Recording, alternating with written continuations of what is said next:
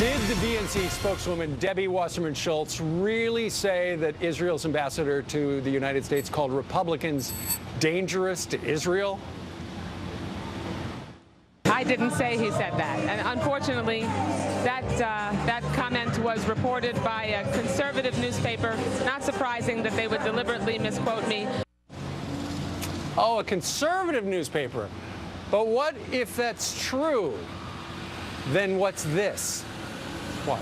We know, and I've heard no less than Ambassador Michael Oren say this, that what the Republicans are doing is dangerous for Israel. They're undermining Israel's security. That's embarrassing. Despite the obvious evidence, the DNC chairwoman refuses to take back what she said, instead blaming the reporter who released the tape. The reporter is sitting right next to us. He is Philip Klein, reporter for the Washington Examiner. Good morning to you. Hi, good morning. Okay, so this is how it started out. On Monday, she said what? She said, I mean, what you just said, aired on the air, that the Republicans, what they're doing is dangerous for Israel, as part of making a broader point about Republican criticism of President Obama. And this happened at a training session for Jewish Democrats on how to convince fellow Jews to try to vote for Obama. And you were in attendance, and you reported it correctly on Tuesday morning. It came out in the Examiner. Then pretty shortly after that, the Israelis responded.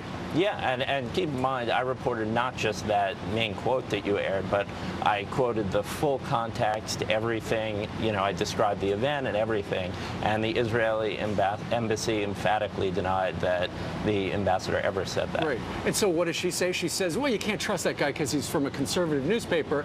Unfortunately for her, you had audio tape. Yeah, I always think precisely for this reason that I always record everything I go to. And so that's embarrassing for the chairwoman of the DNC. Have you heard from her since? No, I haven't at all. I mean, I contacted them, after the Israeli embassy and gave them an opportunity to respond, and they never responded to my email request. And the next thing I know, she's saying I deliberately misquoted her on national TV. Well, you know what, Philip?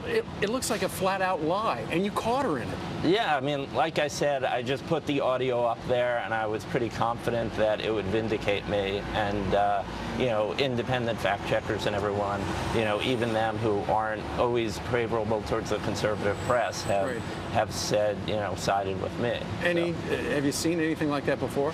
Well, if you cover politics long enough, you get to see a lot of stuff. It's always somehow surprising when it's quite so brazen. Right. But it's not completely shocking that this could happen in politics. And she is regarded by some as kind of a serial truth stretcher. Yeah, I mean, I think more and more we're beginning to see that this is a long pattern, especially as she's in the public spotlight more, and people could call her out on everything. Philip, what do you hear behind the scenes? There have been stories that the Obama people not happy with her and would like to get rid of her as soon as the convention's over, or as soon as the election's over. Yeah, I mean, I've heard the same stories that you are. I can't really speculate on that because I haven't done my own reporting on that.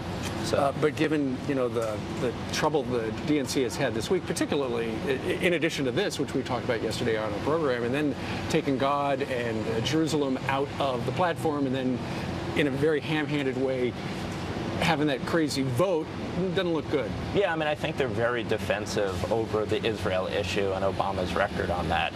And particularly, the Jewish vote, even though Obama's still going to win overwhelmingly, at the training session I went to, they pointed out that in Florida, for instance, if his share of the vote dropped to 65%, he'd lose 83,000 votes there. And we know from 2000 how close Florida can be. So stand by, because the general election starts in earnest today. All right, Philip Klein, we thank you very much. Thanks for having me. Great.